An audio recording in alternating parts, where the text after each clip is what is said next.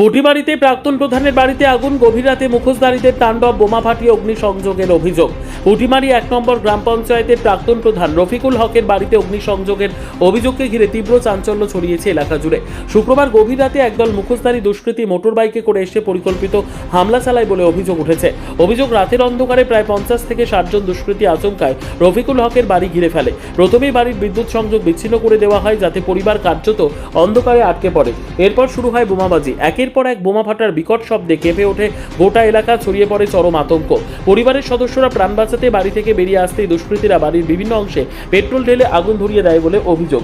মুহূর্তের মধ্যে আগুন ভয়াবহ আকার ধারণ করে, দাউ দাউ করে জ্বলতে থাকে একের পর এক ঘর।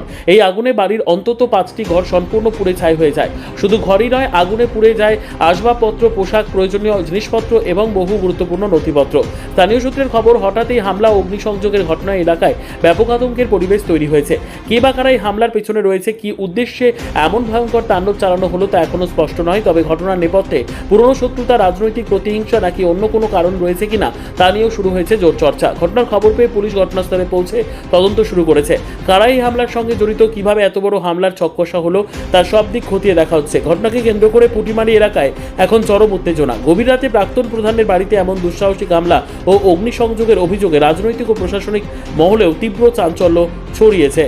হয়েছিল কি, আমাদের মানে যে রাত্রিবেলা প্রায় 10টা নাগাদ আমাদের মানে দেখতে পাচ্ছি যে কয়েকটা গাড়ি আসতেছিল আমাদের বাড়ির পাশ থেকে। তো গাড়ি দুইটা প্রায় গাড়ি ছিল, প্রায় 25টার মতো গাড়ি ছিল, বাইক। তার মধ্যে লোকজন ছিল প্রায় 50-60 জন ছিল। তো প্রথমে এসে আমাদের ট্রান্সমিটার আছে পাশে, বাড়ির পাশে ট্রান্সমিটার আছে, এসে তারপরে যে হাতাটা ডাউন দিয়ে দেয়, দেওয়ার পরে বম চার্জ করে। দুইটা বম চার্জ করার পর বাকি গাড়িগুলো চলে আসে ডাউন দেওয়ার পরে। আর আমাদের যেহেতু আমাদের গাড়ি মানে বাড়িতে ইনভার্টার লাগা ছিল, সেই তার পরিপ্রেক্ষিতে আমাদের সব কিছু দেখা যাচ্ছিল আমার সিসিটিভিতে।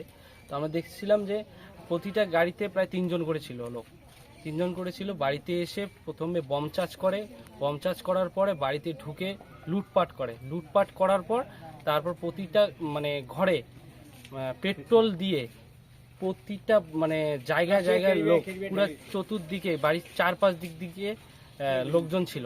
থাকার পর আমার বাড়ির পাশে একটা পাকা বাড়ি আছে, তার উপরে ছাদে উঠে পেট্রোল দেয়, দেওয়ার পরে পুরো বাড়ি জ্বালিয়ে দেয়।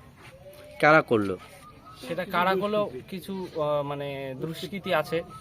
তো আমরা তো তাদেরকে চিনতে পেরেছেন? না, চিনতে পারিনি, যেহেতু মুখ বাঁধে আসছে, তাদেরকে আমরা এখনো চিনতে পারিনি। পুলিশ প্রশাসন এসেছিল? না, পুলিশ প্রশাসন এসেছিল, কিন্তু কোনো কিছু বলেনি, কোনো কিছু মানে। থানায় অভিযোগ করেছেন? এখনো পর্যন্ত অভিযোগ করিনি। আমরা করবেন?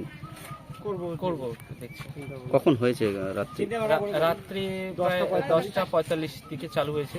তারপর তো আগুন লাগছিল, পরে ফায়ার ব্রিগেড আসছিল, পুলিশ আসছিল। কি নাম? আমার নাম পাপ্পু হক।